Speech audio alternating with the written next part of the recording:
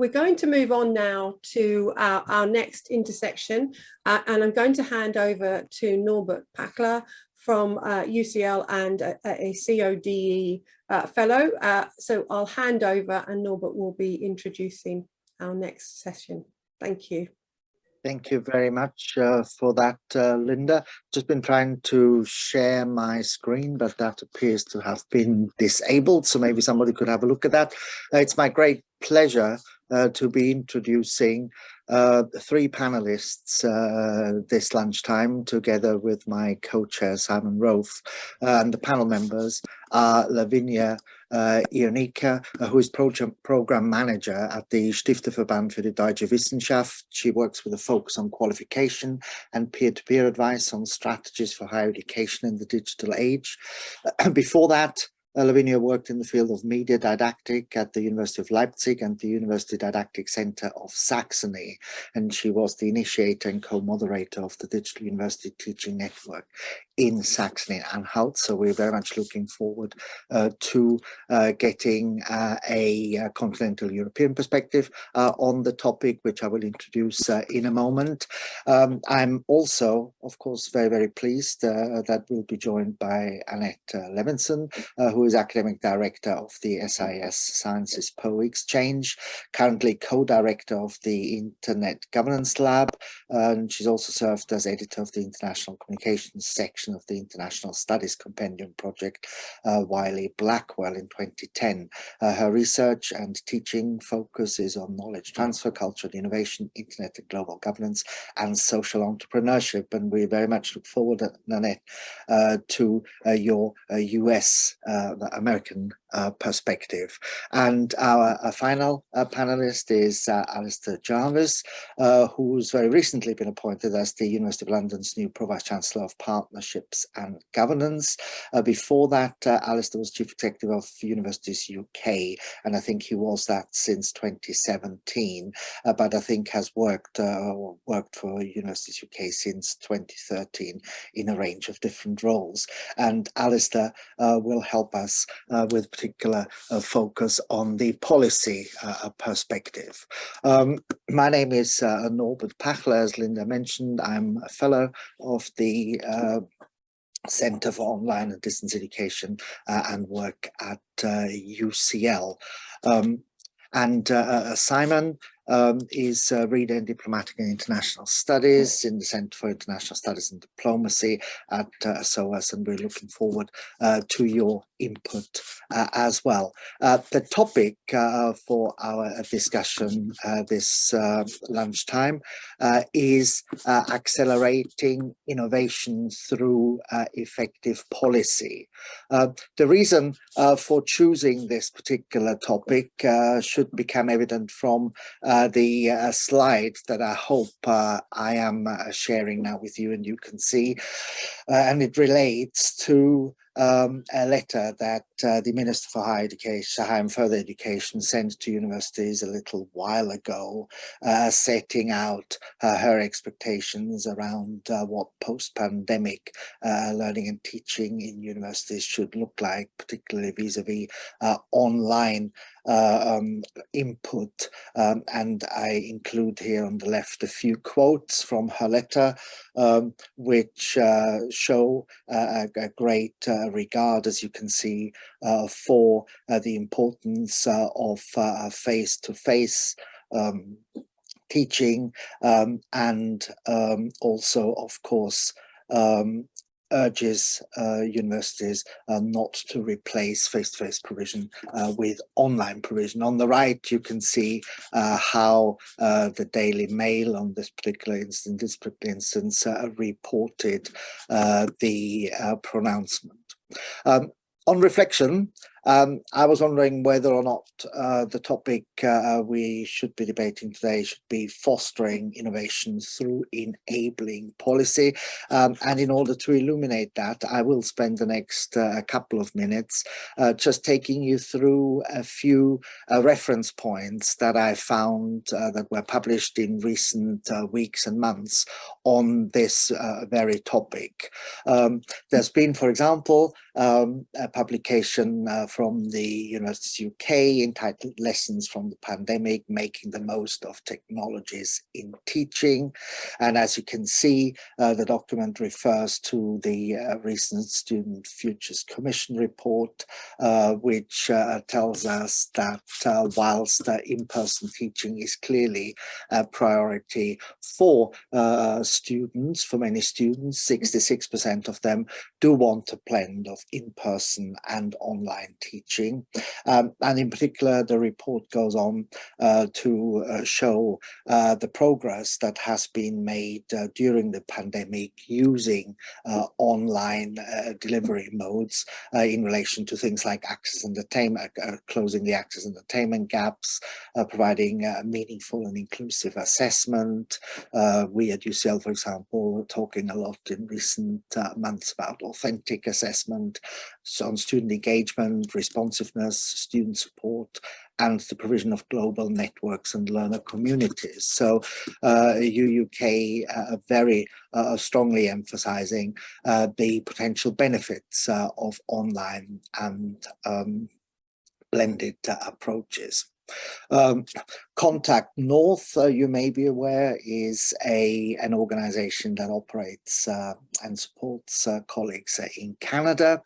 In a very recent report in the last few days entitled "The New Pedagogy is Emerging from Pandemic Teaching, What is Changing," lists those particular features of a possible new pedagogy, teaching less, engaging more, blended and adaptive learning, focus on outcomes-driven learning, stronger focus on modular and stackable learning within a traditional semester framework, focus on student engagement, co-creation, peer-to-peer learning and assessment, challenge-based learning, work-based, community-based learning, micro-credential integration, and finally, a rich assessment. But there is other reports, one offered very recently by the THE campus entitled "How to Reconnect in a Changed World," focusing strongly on aspects such as building student communities, taking a nurturing approach to education, supporting staff collaboration, building classroom connections. So you can see there, and they offer in their report a number of interesting case studies from different institutions in the across the world, I think, that evidence those types of approaches. So I think you can see a growing convergence around a number of interesting themes, which Felton in a recent paper entitled "From Pandemic to Endemic Pedagogy" summarizes with a sort of focus on 5 particular areas that he suggests we should be concentrated on context, on learning, on equity, on agency, and on relationships. So these should be underpinning principles, it is argued here in that paper, for us to focus on. And of course, McKinsey, they're always very keen to tell universities what to do in order to then be able to drum up business around it, but they identify 8 dimensions of the online learning experience, which are grouped into 3 areas: seamless journey, engaging teaching approach, and caring network. So again, very, very similar themes emerging here in their report. And they then go on to map that out in 8 learning technologies that are enabling change, and you can have a very quick look at them there, but the focus, as you see, on things like classroom interactions, classroom exercises, student progress monitoring, group work, and so forth. So my point is that whereas there appears to be in our current policy environment a very clear a set of imperatives for us to foreground face-to-face over online, my contention is it really the case that online and blended really don't have anything to offer to us and to our students? The evidence that I've presented to you here very briefly suggests to me that we may want to have another look at that. And one of the sort of attempts we're making here in this session is to try and find a way of assuming panelists through their sort of presentations agree with this contention, how we can influence policymakers to ensure they fully understand the potential of our evidence base. So without further ado, can I invite Lavinia to present her perspective from Germany, please? If you could report on the work that you've been doing, that would be great. Thank you very much. Well, thank you very much. Okay, so I'm Lavinia. Thank you for the introduction, Norbert. I work as a program manager, and I'm extremely passionate about professional and strategic development in higher education. So I work at the Hochschulforum Digitalisierung, and Hochschulforum, which I just will mention it like Hochschulforum today, is organization. We've been involved in the field of digital transformation in higher education for over 8 years. It's a joint project, and we're founded by the Federal Ministry of Education and Research in Germany. And German universities and in higher education in Germany, we are known as the think and do tank, involved in subjects about digitalization in higher education. We inform, we advise, and we connect stakeholders, which are higher education institutions, politics, economics, and societies. Before I give you some insights of our work, I would like to share some learnings that all our programs rely on. First of all, we believe the key to success is an intensive collaboration on all levels. We take new and maybe unusual paths to create new concepts, but they're really fun and innovative. We believe that stakeholders need to get involved and participate to bring education to success, and we need to promote openness as a strategy. So during the pandemic, our aim is to maintain a dialogue with institutions to determine their changing needs. So in the summer of 2020, which was in the middle of the pandemic, we surveyed 108 institutions, and we wanted to find out how we can support them better in the developing in the field of teaching and learning. But we also were interested to know how the relevance of digitalization strategies has changed for them during this time. So the key learnings are 90% of the participants of this study claimed that the strategies have become a priority in their institutions.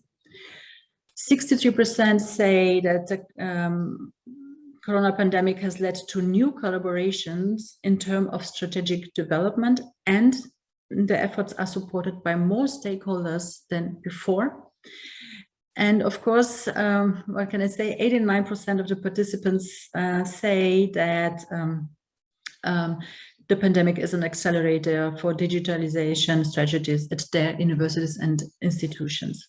So based on these survey results, we got insights into the needs of our community. We created some programs, and today I would like to present you some insights. First of all, we developed an open online course on digitalization strategies. It was a 7 weeks course with live sessions and learning communities. We supported institutions by sharing knowledge about development of strategies, and we experienced also a big demand, because almost 500 people from about 220 institutions had registered for this course. We were able to set up 52 learning communities with a total of 270 participants. So actually there was practically no spot in Germany without a learning community to digitalization strategies. Up to 6 people were working together in a learning community, and this was special because the participants were students, faculty members, instructional designers, and leaders. They were randomly grouped, and they were working with a working book. They had tasks, and they could also submit a challenge, with 94% did. The second example I prepared for today was the Strategy Lab. We invited stakeholders who were responsible in their institutions for the digital transformation to participate. They applied with an authentic case from their own institutions. And during this strategy lab, we all worked together and tried to find prototypical solutions for the cases. And as you can see in the numbers, this was also a very interesting lab for many people. I have an example of an impact. For example, at the University of Leipzig, the question they had was how to involve university staff and students in the strategy process. The solution there was to redesign a format called Day of Teaching and Learning. So this day actually took place yesterday, which is a great success and a current event. Collaboration is key. I already said this, but how do we actually work with it? We believe digitalization can only be achieved together.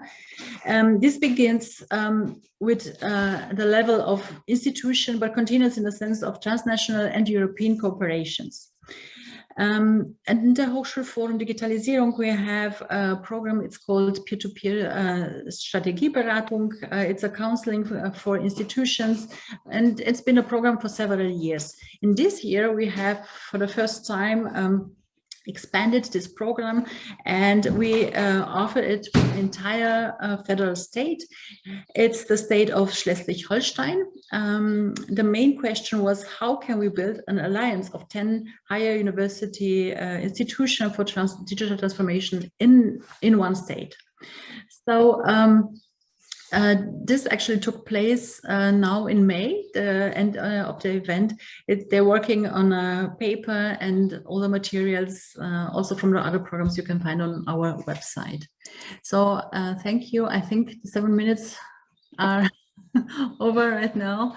Thank you for listening. Thank you very much, Lavinia. We're gonna move on straight to our input from the US. Can I just, before I give hand over to Nanette, invite colleagues who are on the call to post any questions you may have as they occur to you listening to our panelists, so I can then put them to panelists once we've heard from all of them. Nanette, over to you. Thank you. Good morning from across the pond. Good afternoon to all of you, or good evening, no matter your time zone. I'm very inspired by the charge that you gave us, Norbert, in the very compelling quote, not just from the minister, but from the media coverage of the minister. And I'm also inspired by Lavinia's very, very impressive innovations that focused on higher education leaders, which is a very important puzzle as well.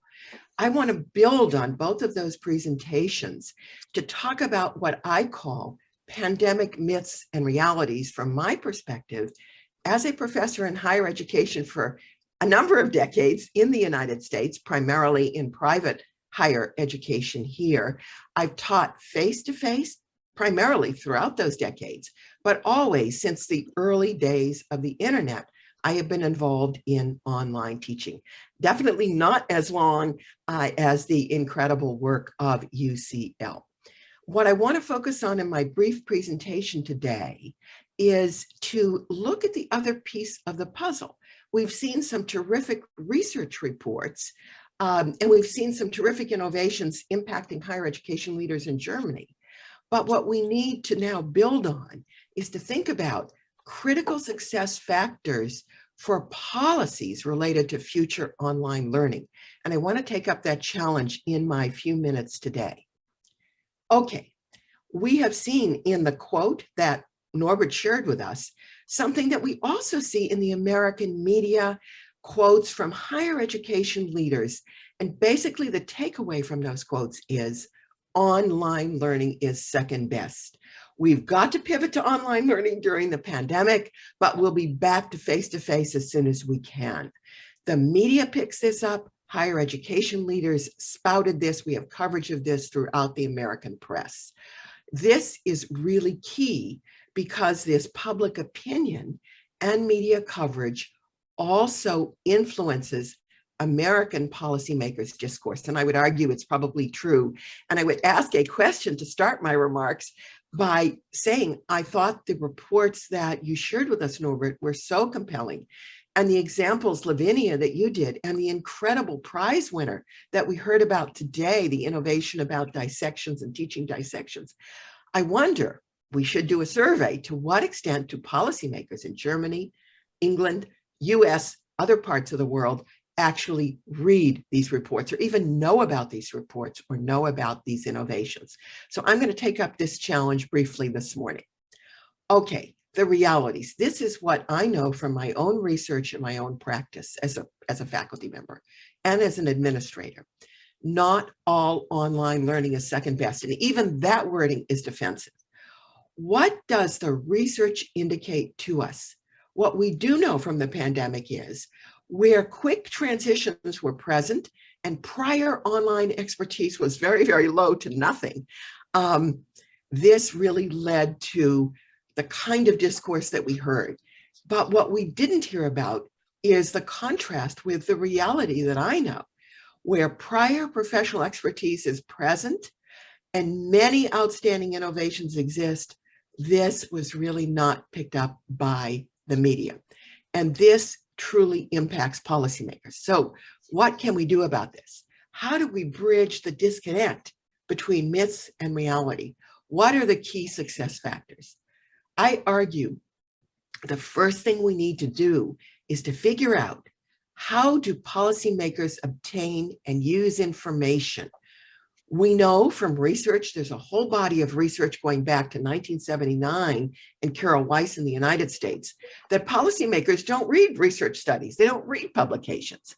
They are truly shaped by media, whatever the media is at a particular time. They're also influenced by their constituents, by their voters, and by public opinion. They trust their professional staff. They trust their close contacts. Again, this shapes their views of policy issues. Research findings, we know from years of research here in the US and around the world, do not usually shape, but we do have some recent research that's very hopeful. So I want to talk in closing today, highlighting what I call critical success factors. What are our roles as professors, as universities, and especially as professional associations with regard to these critical success factors? What do research findings tell us influence policymakers? And of course, one thing that's very key that I'll mention in my closing listing is identifying champions who are really well received by public opinion. For example, in the United States, Bill Gates, Melinda Gates of the Gates Foundation, or a popular figure, Oprah Winfrey. These are the kinds of champions I'm going to be talking about. But what does research actually tell us?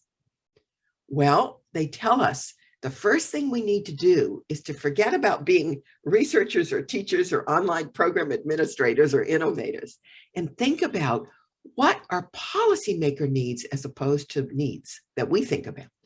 We have to understand the policy process. And my colleagues often call it the sausage making process. It's complex, but very different than producing research or innovative teaching online or in person. And then we have to think about, how do we communicate the evidence? How do we translate it in a way that meets policymakers' needs? And here we need to understand the culture of British policymakers, of American policymakers. And I'll say in the US, we have two key sets. We have at the federal level our members of Congress and their professional staffs, which we cannot forget about. And we also have state legislators that influence public education, but also influence the public and are voted for by the public at the state level in the United States. How do we craft trust and credibility with policymakers? And how do we collaborate across our two communities, our research and innovation community and the policymaker communities? By the way, the global health community and the medical community actually, I believe, do a little bit better job of this than we do. So in closing, let me share a two-pronged approach that comes from two very recent studies inspired by Norbert's bookend of some wonderful studies that he identified for us in his opening remarks. The first approach is to focus on the policymaker herself, himself, or themselves. Focus on understanding, first, are they aware of any of this work? Is it accessible to them? And I don't mean, can they access it on their desktop? I mean, is it in a format? Is it in wording or is it oral? What ways do policymakers best accept information? And there you've got to look at your cultural context for those policymakers. The second approach is equally important, and one I think that you all know about, and that is, how do we shape the influencers? These are the people who don't influence us directly, but who influence policymakers. And there we look at public opinion and media. And today, for us, it's very hopeful, social media, because every one of us can actually impact social media directly. We don't need a translator there, but we need to use words that actually match policymakers' needs.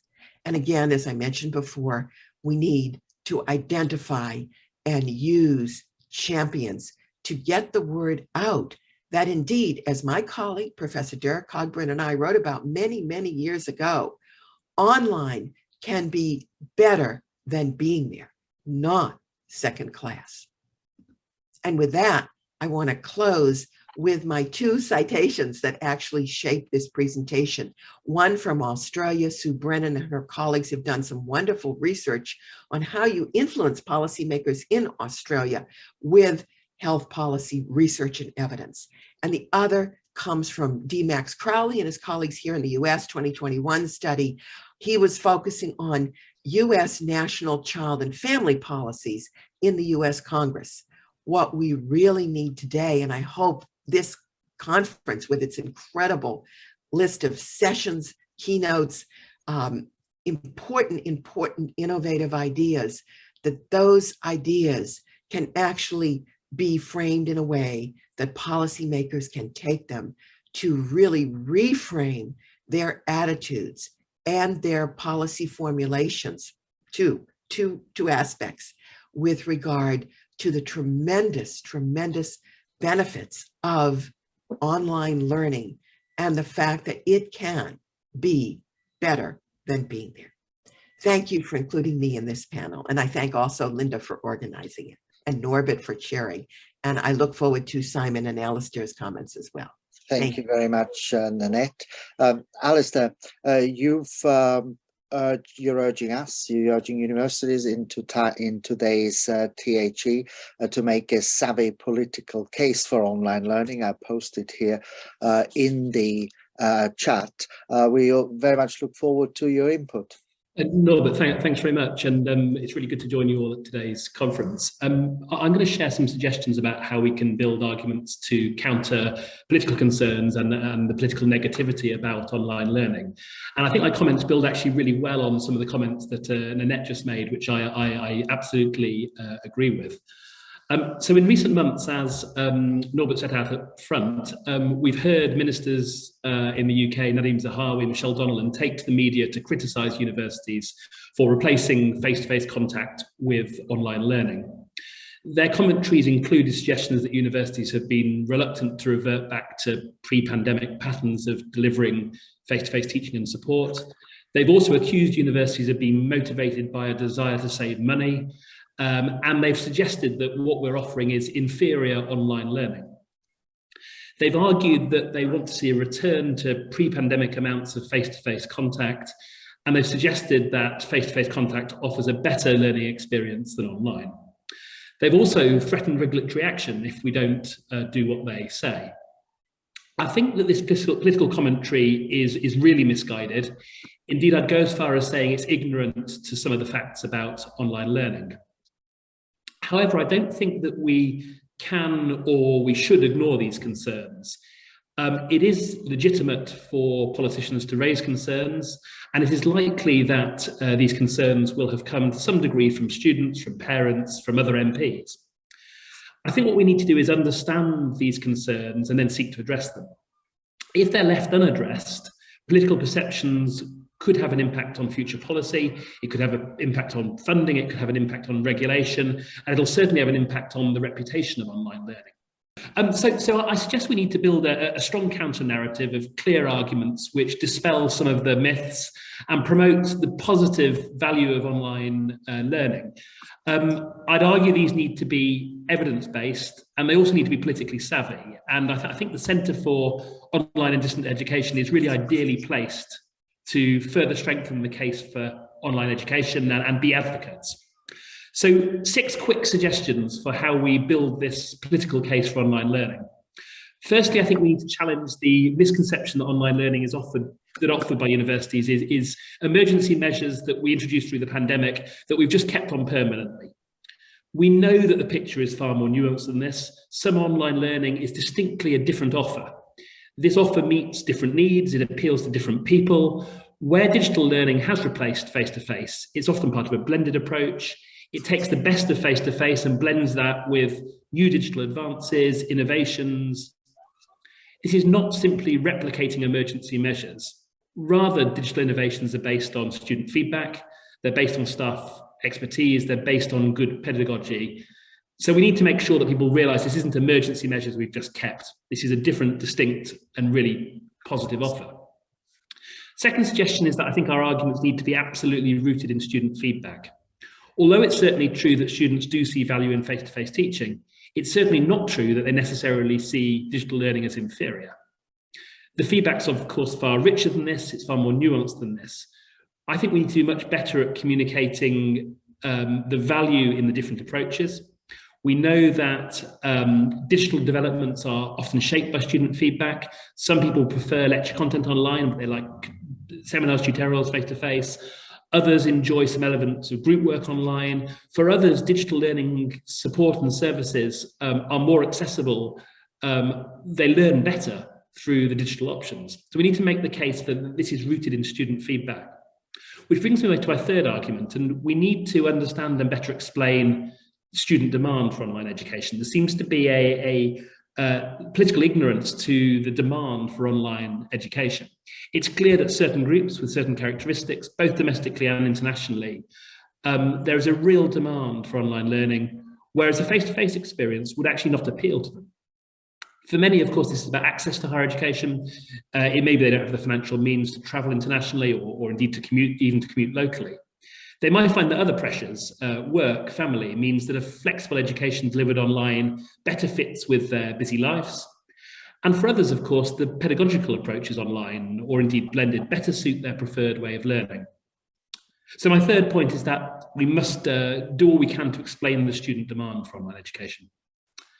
My fourth point is that our case should explain and evidence how innovative online education is absolutely vital for the UK to remain internationally competitive. The government wants us to grow education exports. We want to stay internationally competitive as universities. We want to grow our international market, we want to grow transnational education. There is really strong demand internationally for a UK education experience that is delivered online or partly online. Fifth, I think that we need to build an argument for how online education, how we're ensuring the quality of online education. I think it's absolutely fair for the government to challenge us and say, how are we ensuring the quality of what is online is at least equivalent to what is face-to-face? I don't think we should shy away from that quality challenge. I think we should evidence and explain the quality of the digital education we're providing, including both the quality of the delivery of what we do, but also the data on student outcomes as well. So we should be bold about the quality, we should be positive about the quality, not shy away from that challenge. And then my final suggestion is that I think we have to be really clear, really forthright about the link between online education and meeting the skills needs of businesses, public sector and employers. The economy needs more highly skilled people. Graduate job vacancies are high and rising. Businesses also report a shortage of digital skills. We can fulfill that. We can fulfill a lot of these needs through an expansion of online and digital education. It needs to be high quality, of course. We can help meet the economic needs and also the demographic growth. I think there's a real need to expand higher education at pace and at scale. Physical campus infrastructures for significant expansion will take many, many years, will be very, very costly. I think it may be possible to expand digital education more rapidly. This, of course, will require proper investment in digital learning. It shouldn't be seen as a cheap option, but I think it is possible that we can meet this demand through growth and investment in online. So to end, I just wanted to link back to where I started. To you as experts who are at the conference today, the political criticism, the political concerns may well feel really unfair, and I think they are incredibly unfair, but we shouldn't ignore them.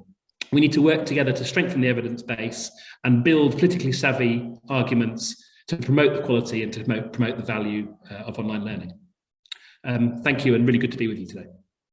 That's really great, Alistair. Thank you very, very much for setting out such a clear agenda.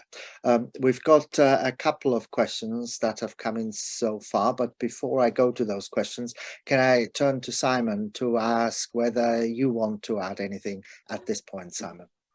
Well, thank you. Thank you very much, Norbert, and indeed to everyone for their contribution this morning. It's been fascinating to be able to listen to the different perspectives, hearing Lavinia from the German perspective, Nanette, who I know from times of old, from the American perspective, and Alistair in his transition from Universities UK to the University of London, and recognising the policy prerogatives across all three is really something that, when we're engaged in our practice of teaching, something we perhaps don't always have at the forefront of our mind.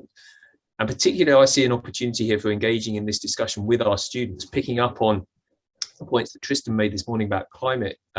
This is an opportunity to engage with the student body, whatever that constitutes, wherever institution you may be, and whatever cultural proclivities that is shaped by, to make sure that the policy implications, the impact of the work that is done, is relevant to shaping the environment in which it takes place.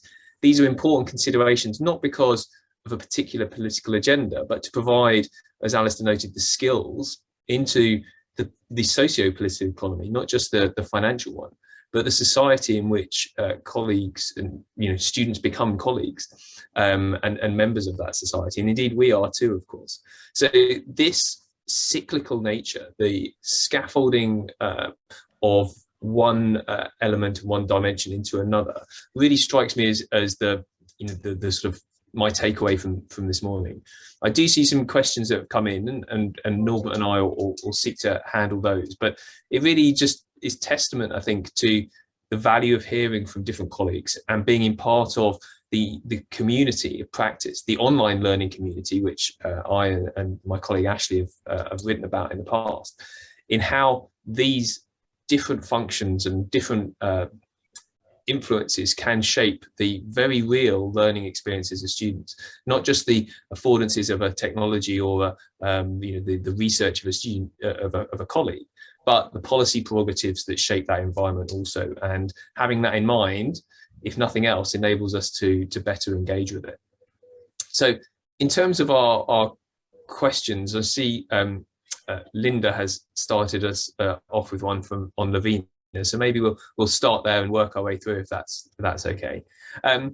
I wonder if the question that Linda points to, how will the next steps in your endeavours see students, practitioners and policymakers continuing to work together? What are the points of synergy that you see that enable us to recognise and enhance that environment moving forward? Thank you for the question. We work on different levels. We work on sharing knowledge, but also on participating, and then the last point is consultations. And we have different programs for this one. So I think Linda's question was what's going to be after a lab or something. Yeah, so at the moment we have a program, it's called the Trainer program, where we have 24 institutions that work together on developing specific questions in their own institutions. So it's more like working in a community, but developing something that they aim to for their own work. So we go on with this question to be there for a community and to support consultation, information, advice, yeah, in different programs on different levels. Thanks, Lavinia. I wonder, Nanette, Alistair, is there anything you'd like to add into that? I think that the recognition of the different, some sense, political systems, but also the different, stakeholders. You use sort of stakeholder mapping of where your impact is going to be felt. Understanding that is certainly part of the process. Perhaps I could just add quickly that Lavinia's remarks and yours, Simon, also highlight something that I think the evidence-based research tells us about working with policymakers, which is this focus on working together or collaboration. In other words, there are research studies in the US that show faculty members, primarily in the health area, working directly with members of Congress and their staff, collaborating, working together, just as Lavinia pointed out in her context, the notion, the importance of working together. Okay. Thanks. I wonder if I might turn to Stylianos's questions here, and do please feel free to add in any more.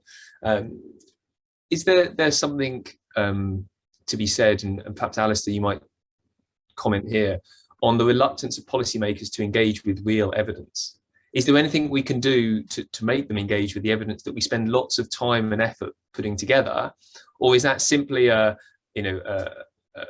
fruitless task? And actually, it requires something of us to align our work with the expectations, however much we might, not necessarily recognise them, and however distant they are from the academic practice in many senses. Where does that synergy arrive at? Who'd like to have a tackle that? Alistair seems to have left. Okay. Or picked out the Zoom. I'm sorry about that. I'm glad to tackle it if you'd like, Simon. Please, Nanette. Quick step on that. One of the things that we haven't highlighted yet is timing. So we as researchers have a very different cycle, and even as teachers, a different timing cycle. But policymakers need the information now. In other words, when they want it, it doesn't help if it comes at the wrong time. So we have to recognize the timing cycle of policymakers, and it may be different in Britain as it is different in the US or Canada or Australia or Malawi or wherever. And then I think the research tells us that we've got to be perhaps face-to-face or online face-to-face, which I love. I love to use that online face-to-face with policymakers. And please remember, at least in the US, their professional staffs are really, really key. And also, I want to answer the question by pointing to something that I think is growing both in England, in the EU, and in the US, which is the power of lobbyists. Look at how successful some lobbyists are for pharmaceutical companies, for example, in getting their wording, even for specific bills, for specific policies across. We can learn from those lobbyists, and we really need to collaborate and co-create with policymakers and their staff at times and in ways that they need, not ways that we think of as researchers and as higher education leaders. Thanks, Nanette. think again the timing point is valuable. We know that research takes, proper peer-reviewed primary research takes a lot of time, and the cycles to which the political prerogative is, whether very clearly in the US on a 4-year cycle, but elsewhere, these things really do shape the lifespan of policies. That electoral clock is ticking. Whether the elections, whatever the manifestation of the election, even the most ardent dictators have stakeholders that they need to appease. Lavinia, is there anything Lavinia, forgive me, is there anything that you'd like to just add into that about how to engage with policymakers in your experience? I actually thought it was such a nice example, because I was talking about this federal state consultation that we made, and these 10 higher education institutions, they were all working 1 year together in different areas. They were trying to develop their aims and trying to think about how we would like to work. And we all met this May together, and it was amazing. It was such a great experience, because we had the Ministry of the Federal State there. We had the whole faculty leaders. We had teachers. We had educators. We had students. They all came together to discuss 2 days about how would we like to participate. So we built something in this year, and especially in these 2 days, they can now work with it. They can take it on the next level. They decided so many things, like first steps, finance, roles. So this was a great experience to have a kickoff and to be able to discuss and to, and this whole year of preparation for this 2 days of participation was extremely important. And I think time is, important too. Extremely important, as you said. Yeah. Thank you so much. Great experience with it. Yeah. I think that one of the things you speak to there is the experience that people point to, that you can gain from that kind of, undertaking, and the positivity in terms of making progress that you can take forward from that. I think it speaks very well to a question that we've had from Mubishira. I hope I pronounced that correctly. Which is, how can we make sure that teachers, researchers, and policymakers are represented in the policy-making process? And Nanette's comments about the power of certain lobbyists, the sort of education lobby, need to recognise where the points of contact are, where the nodes are in the network, to enable that to take place. And it strikes me that the differentiation between different points of view in the political spectrum are, often hampering our abilities to engage in that particular discourse. And so, Mavisha asked for any suggestions as to how we might engage with, the different levels of policy making, whether that's the local level, regional level, federal level, through into the sort of international cooperation. Well, I can say something about our experience in this area. We try all the time to involve everybody. So we have a student group, like the Digital Changemakers. With the students working with us and working in universities. So we always involve the digital change makers. We have different educators. So I think it's always bottom up and top down initiatives, and they have to come together. They have to find it, but they have to be from the both sides. And this is when they come together, so I would just to start, get a few colleagues together and talk about digitalization, talk about your experience, take it on the next level, on the faculty level, and then and so on. So it has to be a match.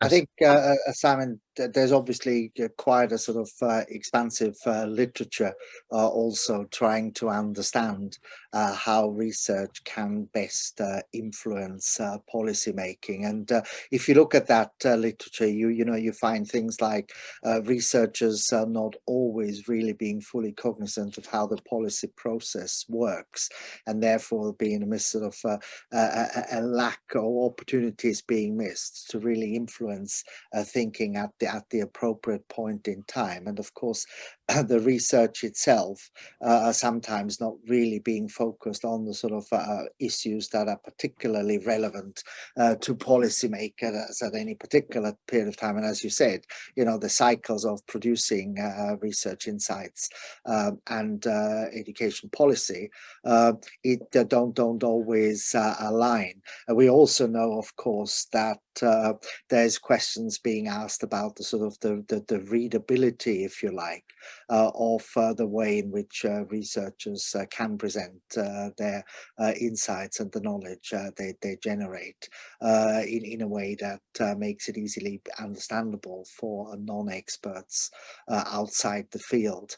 And of course, as we've heard from Nanette and others, it's really important to build relationships with the right people and to continue that over time to be able to influence their thinking. So in other words, I think as researchers we're probably well advised to develop a completely new and complementary sort of skill set that allows us to think about how we communicate and generate impact around our research, and not just generate the research in the first place.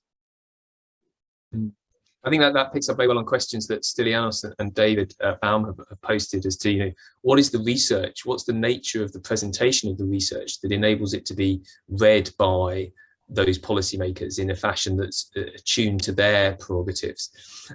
Alistair, welcome back. Thank you for rejoining. I wonder if there were a couple of questions that were germane to your experience and work, and I wonder if I might just pose them back to you as to, what is it that researchers can do to make their research more accessible to policymakers, and what skills can they develop and relationships with the policymaking sort of entourage that enables the quality of the research that peer-reviewed and well regarded to really hit home in policymaking circles, not just amongst other academic colleagues.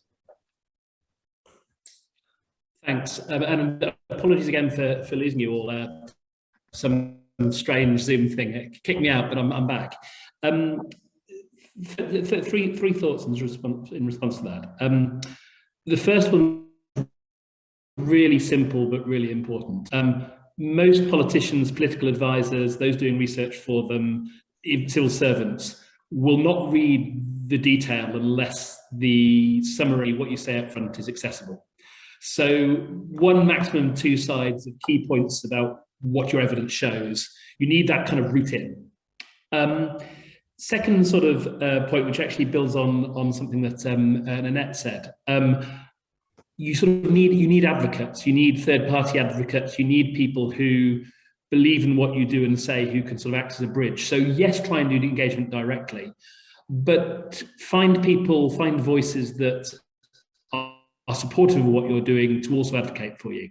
2 key groups there: students themselves. If you can show that if students like online education, they see the quality, they see the value, and you can find a way to channel that feedback, that really helps. The other actually is business and employers.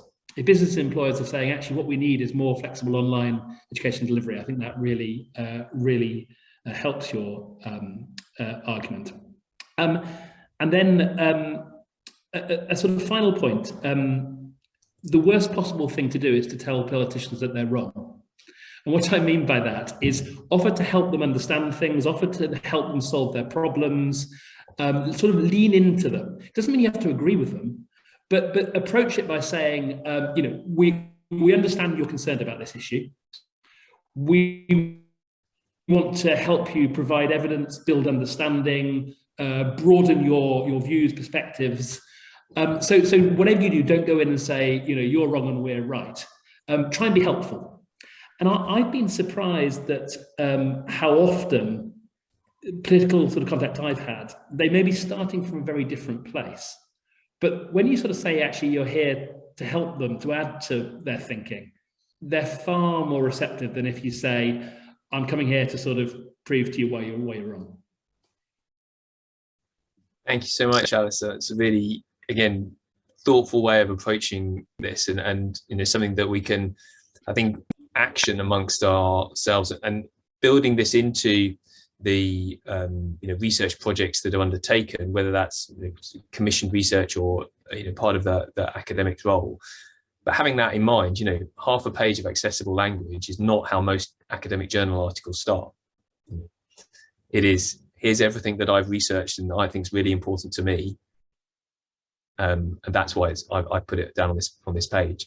You know, there may be a little bit of a, you know, self-admonishment there, but this is, you know, certainly part of the practice and the things that we read.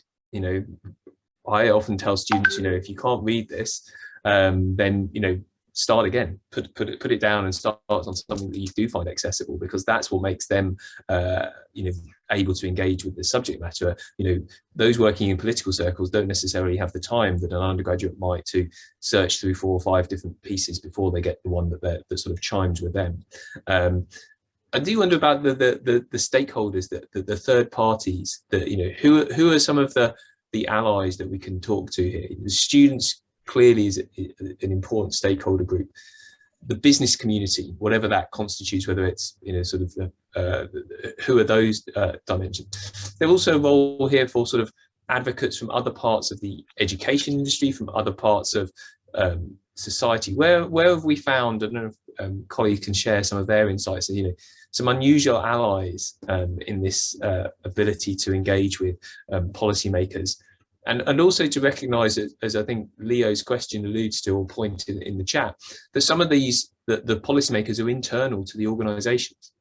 You know, sometimes it serves, you know, people within whatever organisation to, you know, parrot some of the broader messages from outside. So there's a dialogue here to play to. Where else are we searching for these stakeholders, do we think? I would add quickly, Simon, and your comments are right on target, that in the US context, and I think probably in the global context, that think tanks are often very used to producing information that policymakers might use, or at least some think tanks do that. And we have actually research studies that show that. And also, I think there is a big role for professional associations, because they represent a broader array of entities that go beyond the wonderful work that, for example, Lavinia mentioned at the institutional level of her convening within Germany. So those are just 2 thoughts that I have. I think the other thing to bear in mind is that the research process itself, you know, rarely offers up sort of unequivocal answers, and is often, you know, at best able to allow us, in Martin Hammersley's term, articulate fuzzy generalizations, which of course don't always lend themselves particularly well to definitive sort of policy interventions. And so what we've seen obviously in recent years is an increasing sort of move towards surveying the terrain, as it were, not looking at individual studies, but looking at meta-analysis of a range of empirical studies, just to add strength to an argument. And then I think that there may be a role for us at the sort of centre to see whether or not we can engage in that type of activity to strengthen our understanding of the benefits of distance online blended learning across the piece, rather than through small scale practitioner orientated studies. Thank you, Norbert. Indeed, I'm mindful that we've just ticked over 1 o'clock in London, and this session is due to end. It has been my great pleasure to listen and contribute to this discussion. I can see from the chat the depth of the discussion that we've had here.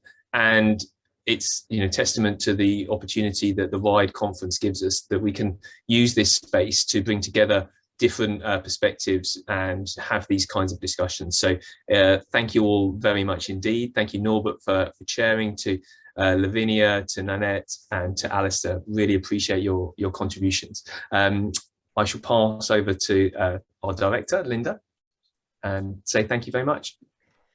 Well, and I would second those thank yous, and to you as well, Simon. Absolutely fantastic panel, which followed on from a really good Roger Mills Prize as well, which I think very helpfully set some of the themes there. So that's the end of today in terms of the day 2 of the RIDE conference. We hope you've enjoyed it. Please do pick up the evaluation, which we'll send out. Everything will be shared on the website. And tomorrow, many of us are in person, but we will continue to live stream the main events, which includes what I think might be a very useful and interesting panel to follow on from today's discussion, called Does Online and Distance Education Work? So that's just one of the treats we have ahead for us tomorrow. And those of us in the building, the treat will be seeing in each other and working together in a room. But thank you again to everybody who's been involved in today, and particularly the behind the scenes technical team and the conference committee.